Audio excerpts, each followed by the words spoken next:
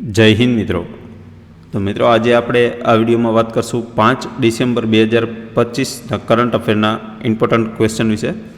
તો વિડીયોને અંત સુધી જરૂરથી જોજો ને પીડીએફ આપણી ટેલિગ્રામ ચેનલમાં મળી જશે, લિંક નીચે ડિસ્ક્રિપ્શનમાં છે ટેલિગ્રામ ચેનલ। તો ચલો આ વિડીયો શરૂ કરીએ। સૌથી પહેલો પ્રશ્ન, ભારતનું કયું એરપોર્ટ તાજેતરમાં વોટર પોઝિટિવ પ્રાપ્ત કરનારું દેશનું પ્રથમ એરપોર્ટ બન્યું છે?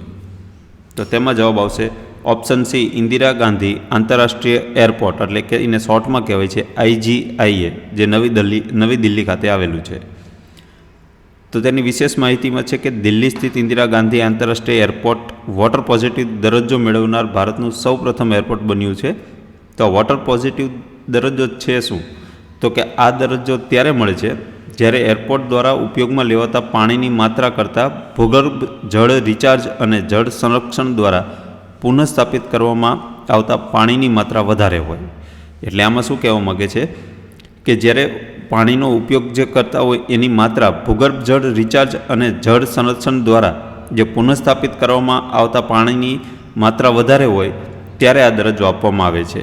તો IGIA એ તેની જળ વ્યવસ્થાપન પ્રણાલીઓમાં વરસાદી જળ સંગ્રહ અને સુએઝ ટ્રીટમેન્ટ પ્લાન્ટ એટલે કે STP દ્વારા પાણીના પુનઃ ઉપયોગ પર વિશેષ ભાર મૂક્યો છે।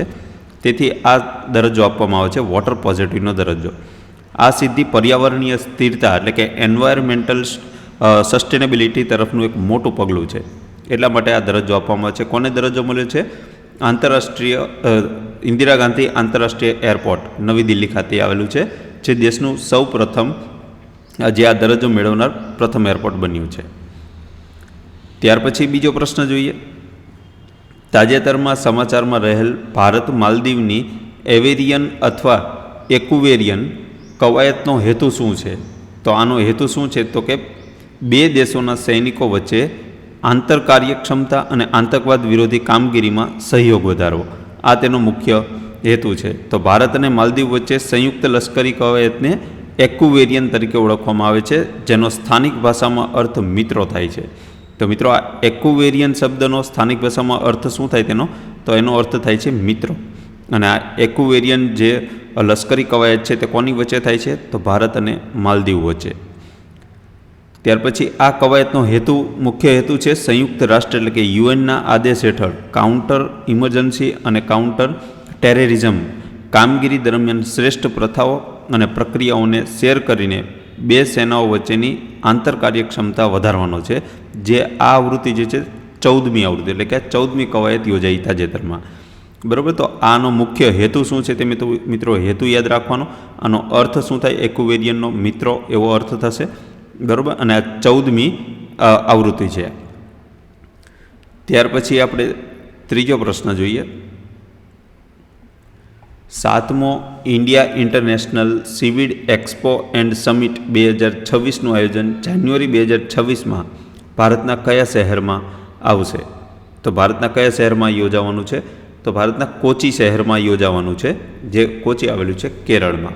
તો આની વિશેષ માહિતી છે કે આ સીવીડ એટલે કે સેવાડ એક્સપોનું આયોજન કેરળના કોચી ખાતે ICAR એટલે કે સેન્ટ્રલ મરીન ફિશરીન રિસર્ચ ઇન્સ્ટિટ્યૂટ એટલે કે CMFRI, Indian chamber of commerce એટલે કે ICC અને CSIR એટલે કે central salt and marine chemicals research institute એટલે CSMCRI આના દ્વારા સંયુક્ત રીતે કરવામાં આવશે। એટલે કે આટલી સંસ્થાઓ સંયુક્ત રીતે આનું આયોજન કરશે જાન્યુઆરી 2026માં।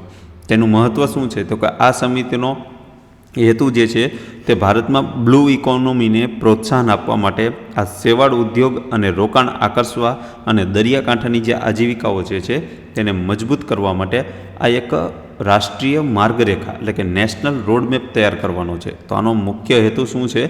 તો કે આપણે જે બ્લુ ઇકોનોમી છે, ભારતની બ્લુ ઇકોનોમીને પ્રોત્સાહન આપવાનું છે। ત્યાર પછી જે સેવાળ ઉદ્યોગો છે એ ઉદ્યોગો તરફ રોકાણકારોને આકર્ષવા માટે અને દરિયાકાંઠામાં જે આજીવિકા મેળવે છે તે આજીવિકાને મજબૂત કરવા માટે આ એક રોડ મેપ છે, નેશનલ એટલે કે રાષ્ટ્રીય રૂપરેખા છે। તો આ તેનો મુખ્ય હેતુ છે। ત્યાર પછી ચોથો પ્રશ્ન જોઈએ કે તાજેતરમાં સંસદ દ્વારા પસાર કરાયેલા Manipur goods and service tax એટલે કે જેમાં બીજો સુધારો કરવામાં આવ્યો બિલ નંબર જે આ બિલ છે એ 2025 સંદર્ભે નીચેનામાંથી કયું વિધાન સાચું છે? તો આમાંથી સાચું વિધાન કયું છે? તો કે આ બિલનો હેતુ કેન્દ્ર સરકાર દ્વારા લાગુ કરાયેલા જીએસટી સુધારા સાથે મણિપુરના જીએસટી કાયદાને કાયમી ધોરણે સંરેખિત કરવાનો છે. તો આ જે બિલ જે છે તે રાષ્ટ્રપતિ શાસન હેઠળ વટહુકમ દ્વારા લાગુ કરાયેલા જીએસટી સુધારાને કાયદાનું સ્વરૂપ આપવા માટે આ બિલ પસાર કરવામાં આવ્યું હતું. તો કે મણિપુરમાં જે રાષ્ટ્રપતિ શાસન જે છે તેના વટહુકમ દ્વારા આ બિલમાં સુધારો કરી અને તેને બિલ રજૂ કરવામાં આવ્યું હતું અને ત્યારબાદ આ બિલ પસાર કરવામાં આવ્યું છે. તો મિત્રો આમાં જો આનો હેતુ શું છે તો એ ખાસ યાદ રાખજો કે કેન્દ્ર સરકાર દ્વારા લાગુ કરેલા જીએસટી સુધારા સાથે મણિપુરના જીએસટી કાયદાને કાયમી ધોરણે સંરેખિત કરવાનો છે આ બિલનો મુખ્ય હેતુ. તેમાં મુખ્ય સુધારાઓ કયા કયા કરવામાં આવે ત્યાં બિલમાં? તો કે તે મણિપુરમાં ટ્રેક એન્ડ ટ્રેસ સિસ્ટમ લાગુ કરવાની જોગવાઈ કરે છે. તો આ બિલમાં ટ્રેક એન્ડ ટ્રેસ સિસ્ટમ લાગુ કરવાની જોગવાઈ છે. ત્યાર પછી તે વોચર્સના સપ્લાયના સમય એટલે કે time of supply of vouchers તો આના નિયમોને સરળ બનાવે છે. ત્યાર પછી તે અપીલ ટ્રિબ્યુનલ સમક્ષ અપીલ દાખલ કરવા માટે જરૂરી પૂર્વ જમા રકમને 20%થી ઘટાડીને 10% સુધી લાવે છે. એટલે કે જે પ્રી ડિપોઝિટ જે છે તે પ્રી ડિપોઝિટને 20%થી 10% સુધી લાવે છે, એટલે 10%નો ઘટાડો આવે છે. ત્યાર પછી તે પ્લાન્ટ અને મશીનરીની વ્યાખ્યામાં સ્પષ્ટતા લાવે છે. તો આ 4 સુધારા મુખ્ય છે આ બિલની અંદર, જે આપણે સુધારા તમે જોઈ શકો છો. ત્યાર પછી 5મો પ્રશ્ન જોઈએ કે ભારતની પ્રથમ માનવ સહિત ઊંડા સમુદ્રમાં ડૂબકી મારવાની મિશનનું નામ શું છે, જે 6000 મીટરની ઊંડાઈ સુધી પહોંચવાનો લક્ષ્ય ધરાવે છે? તો તેમાં જવાબ આવશે સમુદ્રયાન, ઓપ્શન સી જવાબ આવશે. તો આ સમુદ્રયાન જે છે એ પૃથ્વી વિજ્ઞાન મંત્રાલય, બરાબર, આ કયા મંત્રાલય હેઠળ આવે છે? પૃથ્વી વિજ્ઞાન મંત્રાલય એટલે કે મિનિસ્ટ્રી ઓફ અર્થ સાયન્સ હેઠળ national institute of ocean technology એટલે કે NIOT દ્વારા શરૂ કરાયેલું ભારતનું પ્રથમ માનવ સહિત ઊંડા સમુદ્રનું મિશન છે. હવે મિત્રો આ ખાસ યાદ રાખવાનું, કયા મંત્રાલય હેઠળ આવે છે? પૃથ્વી વિજ્ઞાન મંત્રાલય. અને કઈ ઇન્સ્ટિટ્યુશન આવશે? તો કે national institute of ocean technology, જેને શોર્ટમાં કહેવાય છે NIOT. આના દ્વારા શરૂ કરાયેલું આ ભારતનું પ્રથમ માનવ સહિત ઊંડા સમુદ્રનું મિશન છે. તેનું લક્ષ્ય શું છે? તો કે આ મિશનમાં મત્સ્ય 6000 નામનું જે મત્સ્ય 6000 નામનું જે છે તે સબમર્સિબલ 3 ક્રૂ મેમ્બર્સને 6000 મીટરની ઊંડાઈ સુધી લઈ જશે. હવે જો આ મિશનનું નામ આપ્યું છે મત્સ્ય 6000. આ જે મિશન જે છે તે સબમર્સિબલ જેની અંદર 3 ક્રૂ મેમ્બર હશે અને 6000 મીટરની ઊંડાઈ સુધી લઈ જશે. દરિયાની અંદર 6000 મીટરની ઊંડાઈ સુધી લઈ જશે અને તેનો હેતુ સમુદ્ર તળમાંથી ખનિજો અને સંસાધનો એકત્રિત કરવાનો અને ભારતમાં બ્લુ ઇકોનોમીના લક્ષ્યને મજબૂત કરવાનો છે. બરાબર. તો મિત્રો બ્લુ ઇકોનોમી જે છે ભારતની, એને મજબૂત કરવા માટે આ બધા સુધારા કરવામાં આવે છે, બધા મિશન લોન્ચ કરવામાં આવે છે.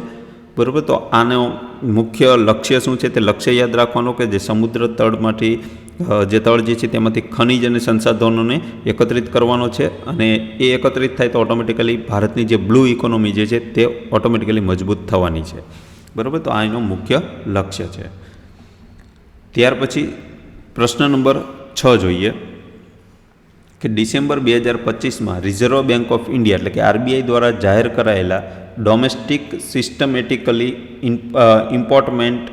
ઇમ્પોર્ટન્ટ બેંક્સ એટલે કે DSIBSની યાદીમાં કઈ બેંકનો સમાવેશ થાય છે? તો તેમાં જવાબ છે સ્ટેટ બેંક ઓફ ઇન્ડિયા એટલે કે SBI અને HDFC બેંક અને ICICI બેંક. આ 3 બેંકનો સમાવેશ થાય છે. તો આ DSIB એવી બેંકો છે કે જે દેશના અર્થતંત્ર માટે એટલી મોટી અને આંતર સંબંધિત છે કે જો તે નિષ્ફળ જાય તો સમગ્ર નાણાકીય પ્રણાલી પર ગંભીર અસર પડી શકે. તેમને ટુ બિગ ટુ ફેલ બેંકો પણ કહેવામાં આવે છે. હવે ઇન શોર્ટ મતલબ આનો શું થાય કે આ સ્ટેટ બેંક એટલે કે SBI, HDFC અને ICICI બેંક, આ 3 બેંક એવી છે કે જો એ નિષ્ફળ જાય અથવા તો એમાં કોઈ પણ પ્રકારનો પ્રોબ્લેમ થાય તો ભારત દેશની ઇકોનોમી જે છે એ ઇકોનોમીની ઉપર ઘણી મોટી ગંભીર અસર થાય છે. બરાબર. તો એના માટે આ પગલું લેવામાં આવ્યું છે RBI દ્વારા. હવે શું લાભ છે આમાં? આનાથી લાભ શું થશે આ 3 બેંકોને? તો કે RBI આ બેંકો પર કડક દેખરેખ અને મૂડી જરૂરિયાતો લાગુ કરે છે. બરાબર. એની ઉપર કડક દેખરેખ રાખશે કે આ 3 બેંકમાં કોઈ પણ પ્રકારનો કંઈ પ્રોબ્લેમ નથી ને, કોઈ નાણાકીય અછત ઊભી થાય એવી પોસિબિલિટી તો નથી ને, આ બધી તમામ દેખરેખ આરબીઆઈ રાખશે હવે, બરાબર. અને તેમની જે સ્થિરતા અને જોખમ સહન કરવાની ક્ષમતામાં વધારો કરશે, એટલે તેમને સ્થિર કરવા માટે તમામ પગલાં લેશે આરબીઆઈ, અને જોખમ તે સહન કરીએ કે માની લો કોઈ જોખમ આવ્યું આ 3 બેંક પાસે, તો એ જોખમ એ સહન કરી શકે, એટલે કે તે સહન કરવા માટે કેપેબલ થાય, બરાબર, તેની કેપેબિલિટીમાં વધારો કરવામાં આવશે. ત્યાર પછી પ્રશ્ન નંબર 7 જોઈએ કે નેશનલ એજ્યુકેશન કમિશન NEC દ્વારા રજૂ કરાયેલ સ્કૂલ લર્નિંગ ઇન્ડેક્સ 2025માં પાયાની સાક્ષરતા એટલે કે ફાઉન્ડેશનલ લિટરેસી અને ડિજિટલ તત્પરતા એટલે ડિજિટલ રીડીનેસના માપદંડોના આધારે કયા રાજ્યને ટોચનું સ્થાન મેળવ્યું છે? તો આમાં ટોચના સ્થાને કયું આવશે? તો તેમાં જવાબ આવશે કેરળ, ઓપ્શન સી.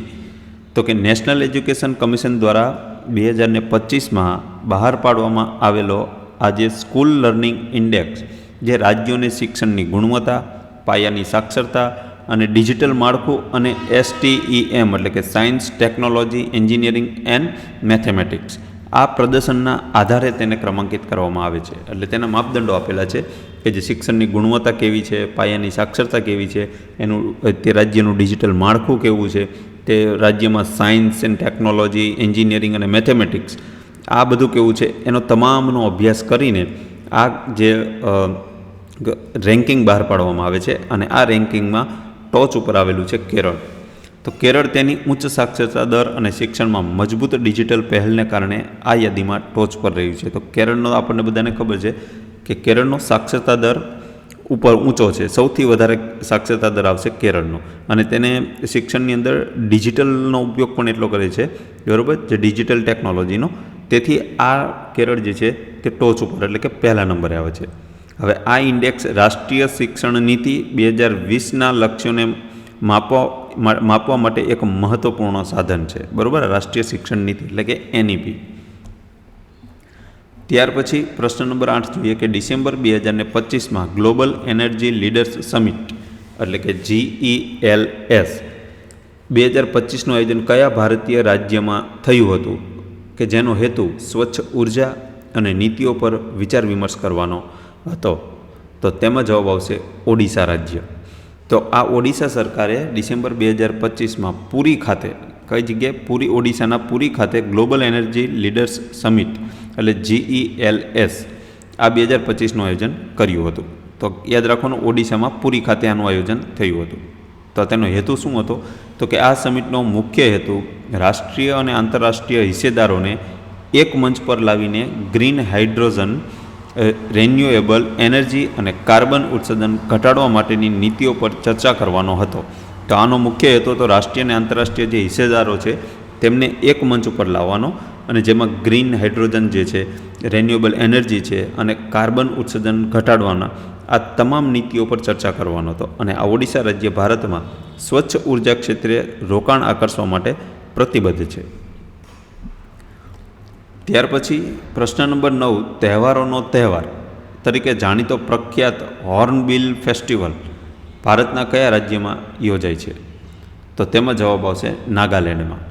તો હોર્નબિલ ફેસ્ટિવલ દર વર્ષે 1 થી 10 ડિસેમ્બર દરમિયાન નાગાલેન્ડમાં યોજાય છે, બરાબર. તો તે ક્યારે યોજાય છે? દર ડિસેમ્બરના 1 થી 10 તારીખ એટલે કે 1 થી 10 ડિસેમ્બર દરમિયાન, અને નાગાલેન્ડમાં યોજાય છે. તે નાગા સંસ્કૃતિ અને પરંપરાની સમૃદ્ધિનું પ્રદર્શન કરતો, આ નાગા સંસ્કૃતિ જે છે અને તેમની પરંપરા છે તે પ્રદર્શિત કરે છે, અને એક આ ભવ્ય સાંસ્કૃતિક ઉત્સવ છે તે પ્રદર્શિત કરવા માટેનો એક મંચ મળે છે જે ભવ્ય સાંસ્કૃતિક ઉત્સવ છે. અને તાજેતરમાં તેની 26મી આવૃત્તિ યોજાઈ. તો આ જે ડિસેમ્બર મહિનામાં કઈ આવૃત્તિ યોજાઈ રહી છે? 26મી આવૃત્તિ. તો આનું નામકરણ કેવી રીતે થયું? તો કે આ તહેવારનું નામ હોર્નબિલ પક્ષી પરથી રાખવામાં આવ્યું છે. હોર્નબિલ નામનું એક પક્ષી છે, તે પક્ષી ઉપરથી આ ઉત્સવનું નામ રાખવામાં આવ્યું છે કે જે નાગા જાતિઓની પૌરાણિક કથાઓ અને સંસ્કૃતિમાં ખૂબ જ આદરણીય સ્થાન ધરાવે છે. એટલે આ જે પક્ષી જે છે તે નાગા સંસ્કૃતિ જે છે એ સંસ્કૃતિમાં પૌરાણિક કથાઓ અને સંસ્કૃતિમાં ખૂબ જ આદરણીય સ્થાન ધરાવે છે આ હોર્નબિલ નામનું પક્ષી. તેથી તે પક્ષીના નામ ઉપરથી આ ઉત્સવનું નામ હોર્નબિલ ફેસ્ટિવલ રાખવામાં આવેલું છે. ત્યાર પછી 10મો પ્રશ્ન જોઈએ કે શિક્ષણ મંત્રાલય હેઠળની કઈ યોજના શિક્ષકોના માર્ગદર્શન અને શિક્ષણની ગુણવત્તા સુધારવા માટે મેન્ટોર્સ એટલે કે માર્ગદર્શકો અને મેન્ટીઝ એટલે કે શિક્ષકો સાથે જોડે છે. તો તેમાં આવશે રાષ્ટ્રીય મેન્ટોરિંગ મિશન, જે રાષ્ટ્રીય મિશન ઓફ મેન્ટોરિંગ એટલે કે NMM, એટલે ઓપ્શન સી સાચો જવાબ આવશે. તો રાષ્ટ્રીય મેન્ટોરિંગ મિશન એ શિક્ષણ મંત્રાલયના શાળા શિક્ષણ અને સાક્ષરતા વિભાગની એક મુખ્ય પહેલ છે. કોની છે?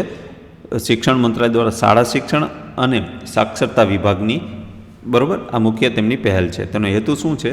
તો કે તે રાષ્ટ્રીય શિક્ષણ નીતિ 2020 સાથે સંરેખિત છે, જેનો મુખ્ય હેતુ અનુભવી માર્ગદર્શકો દ્વારા શિક્ષકોને કૌશલ્ય, અનુભવ અને ટેકો પૂરો પાડીને સમગ્ર દેશમાં શિક્ષણની ગુણવત્તામાં સુધારો લાવવાનો છે. જે યુનિવર્સિટી ગ્રાન્ટ્સ કમિશન UGC આ મિશનને ઉચ્ચ શૈક્ષણિક સંસ્થાઓમાં પણ પ્રોત્સાહન આપે છે. એટલે આ મિશનનો મુખ્ય હેતુ એ છે કે જે અનુભવી શિક્ષકો હોય તે અનુભવી જે માર્ગદર્શકો હોય તેમને એ માર્ગદર્શકો શિક્ષકોને તેમને કૌશલ્ય, અનુભવને ટેકો આપશે. એટલે કે તેમને તાલીમ પૂરી પાડીને જે શિક્ષણની ગુણવત્તા છે તેને ઉપર લાવવાનો છે, તેમાં સુધારો લાવવાનો છે, બરાબર.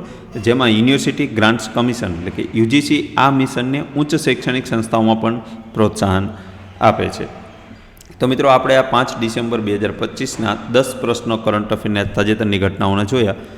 જો તમને આ વિડીયો પસંદ આવે તો વિડીયોને લાઇક, શેર અને ચેનલને સબસ્ક્રાઈબ જરૂરથી કરી દેજો, જેથી તમને ડેઇલી કરંટ અફેર રેગ્યુલરની નોટિફિકેશન દ્વારા મળતું રહેશે. અને જો મિત્રો નોટિફિકેશન ન મળે તો આપણી ચેનલ સર્ચ કરીને તમારે કરંટ અફેર 2025 નામની પ્લેલિસ્ટમાં જઈને તમે ડેઇલી કરંટ અફેરનો વિડીયો જોઈ શકો છો. ચલો મિત્રો, મળીએ નવા વિડીયોમાં. જય હિન્દ.